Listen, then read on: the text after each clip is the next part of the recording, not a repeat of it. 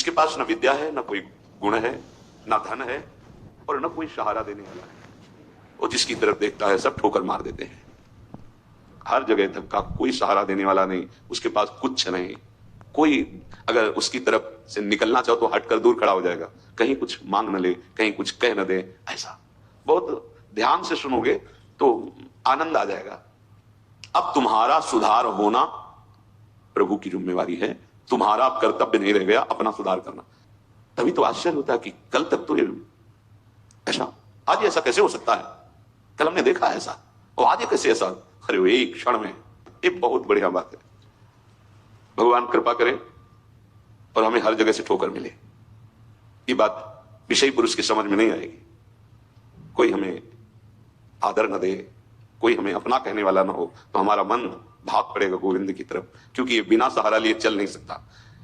हृदय का एक विषय है, वो किसी न किसी का सहारा लेके ही चलता है, किसी व्यसन का, किसी व्यक्ति का, किसी भोग का, किसी न किसी। देख लो आप हृदय से, बस इसके यही सहारे काटने हैं और पूर्ण ये सब सहारे एक जगह पूर्ण हो जाएं।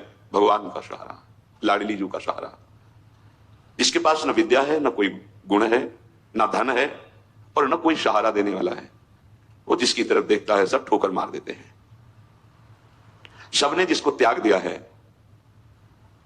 अगर वो कहीं संत कृपा से भगवान की शरण में आ जाए, ऐसा प्रभु की शरण ले ले, प्रसिद्ध गुण माश्रित सुजना, भगवान उसमें जो सुजन महात्मा जन है, उनमें जो गुण होते हैं वो सब भर देते हैं उस शरणागत में, दिव्यता आ जाती है और विश्व विख्यात उसे कर देते हैं।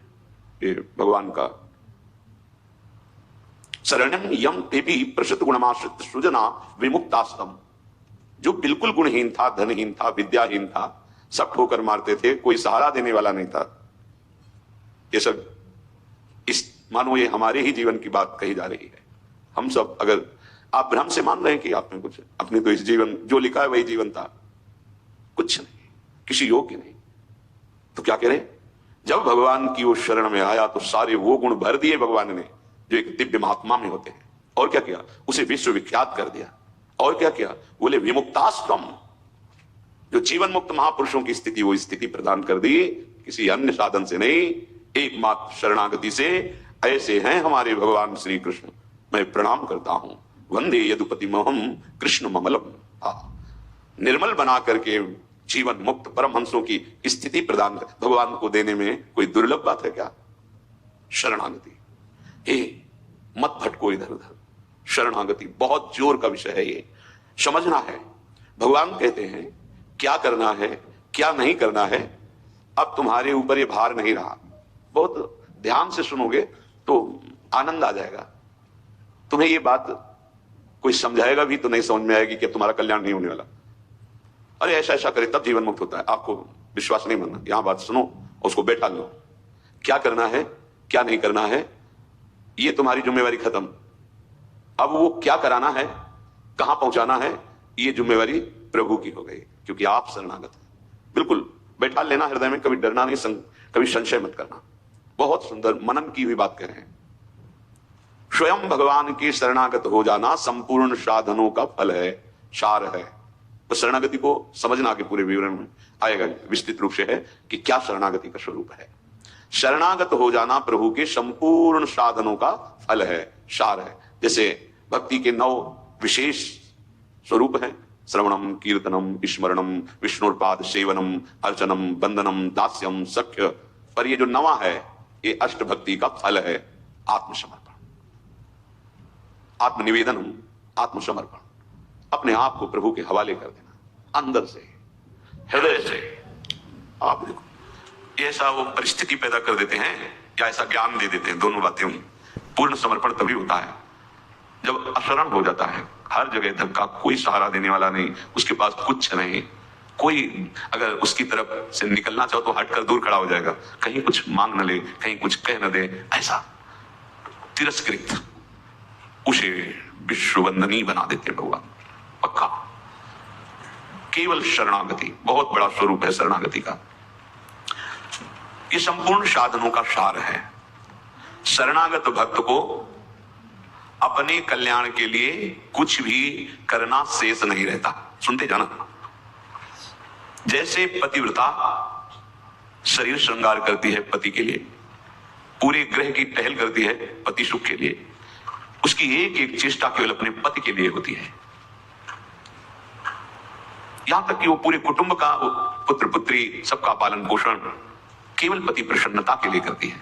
ठीक बस ऐसे ही शरणागत का स्वभाव बन जाता है। उसकी शरीर की सारी चेष्टाएं प्रभु को समर्पित, सारी इंद्रियों की चेष्टाएं प्रभु को समर्पित, शरणागत है। तभी सेवक जी महाराज कह रहे हैं, हरिवंश पतिव्रत है जिनके, सुख संपत्ति दंपति जो जिनके, वृंदावन में विराजमान सहचरियों के मध्य में प्रिया प्रीतम के प्रति जिसका ऐसा अनन्य भाव, बोले उसको निश्चित प्रिया प्रीतम प्राप्त होते हैं, उनकी सेवा उसको प्राप्त। ये बहुत बड़ी बात है। ज्ञान निधि, वैराग्य निधि, बड़े बड़े महापुरुष जब थोड़ा सा रस का श्रवण हुआ तो आकांक्षाएं जागृत हो जाती हैं। हरिराम व्यास जी जिसे पद में कह रहे हैं, किशोरी तेरे चरणन की रज पाऊं, बैठी रहूं कुंजन के कोने श्याम राधिका गाऊं। जो रज शिव शनकादिक याचत, जिस रस के किनका को श्रवण करके याचना करते हैं कि अगर रज मिल गई तो प्रेम मिल जाएगा, प्रेम मिल गया तो प्रिया प्रीतम मिल जाएंगे। ज्ञान समुद्र है भगवान शिव, ब्रह्मा जी परम ज्ञान समुद्र हैं। संपूर्ण सृष्टि का सृजन ज्ञान विज्ञान उन्हीं की तो देन है। शरणागत भक्त शरीर को सुखपूर्वक रखता है, नहाना धोना कपड़ा वसो। कैसे? जैसे पतिव्रता अपने शरीर को सजाती है, उसका उद्देश्य क्या होता है? पति को सुख देना। पति देखेगा प्रसन्न होगा। ये हमारे परम पति का दासत्व है। गर्भ से जैसे वो मांग भरती है, मंगल सूत्र धारण करती है, ऐसे ये तुलसी जी ये हमारा मंगल सूत्र है हमारे प्रीतम परम पति के लिए। ये जैसे ये हमारा सुहाग है।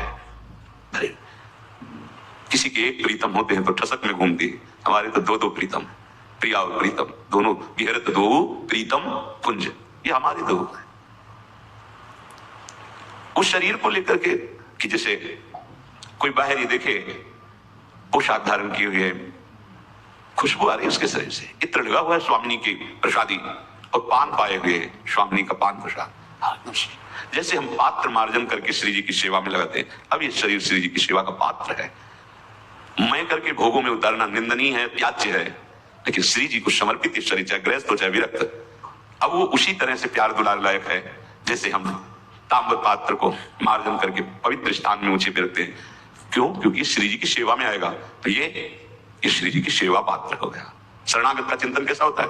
इसीलिए तुम बाहरी त्याग को देख सकते हो लेकिन आंतरिक समर्पण नहीं देख सकते हो। जो प्रभु की शरणागत हो जाता है उसकी कोई जाति नहीं होती, उसका कोई गोत्र नहीं होता, कुल नहीं होता उसका कोई, उसका वही कुल होता है, वही जाति होती है, वो गोत्र होता है जहां समर्पित हो जाता है। लोक में देखो थोड़ा सा समर्पण, अन्य गोत्र कुल की कन्या जब अपने पति को स्वीकार करती है तो पति का गोत्र और कुल उसका हो जाता है, फिर उसका अलग से नहीं बना, अलग तो वो समझ नहीं पा रहा इसलिए नहीं, एक ही पर श्याम राधिका गाऊं। जो रज शिव शनकादिक याचत, जिस रस के किनका को श्रवण करके याचना करते हैं कि अगर रज मिल गई तो प्रेम मिल जाएगा, प्रेम मिल गया तो प्रिया प्रीतम मिल जाएंगे। ज्ञान समुद्र है भगवान शिव, ब्रह्मा जी परम ज्ञान समुद्र हैं। संपूर्ण सृष्टि का सृजन ज्ञान विज्ञान उन्हीं की तो देन है। शरणागत भक्त शरीर को सुखपूर्वक रखता है, नहाना धोना कपड़ा वसो। कैसे? जैसे पतिव्रता अपने शरीर को सजाती है, उसका उद्देश्य क्या होता है? पति को सुख देना। पति देखेगा प्रसन्न होगा। ये हमारे परम पति का दासत्व है।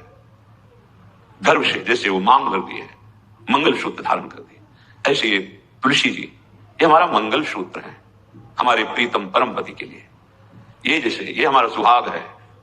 अरे किसी के एक प्रीतम होते हैं तो ठसक में घूमती, हमारे तो दो दो प्रीतम, प्रिया और प्रीतम दोनों, विहरत दो प्रीतम कुंज, ये हमारे दो है।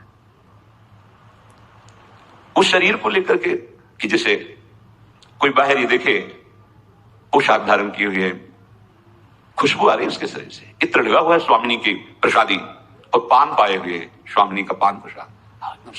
जैसे हम पात्र मार्जन करके श्री जी की सेवा में लगाते हैं, अब ये शरीर श्री जी की सेवा का पात्र है। मैं करके भोगों में उतारना निंदनीय है, त्याज्य है, लेकिन श्री जी को समर्पित ये शरीर चाहे गृहस्थ हो चाहे विरक्त, अब वो उसी तरह से प्यार दुलार लायक है जैसे हम ताम्र पात्र को मार्जन करके पवित्र स्थान में ऊंचे पे रखते हैं। क्यों? क्योंकि श्री जी की सेवा में आएगा तो ये श्री जी की सेवा पात्र हो गए।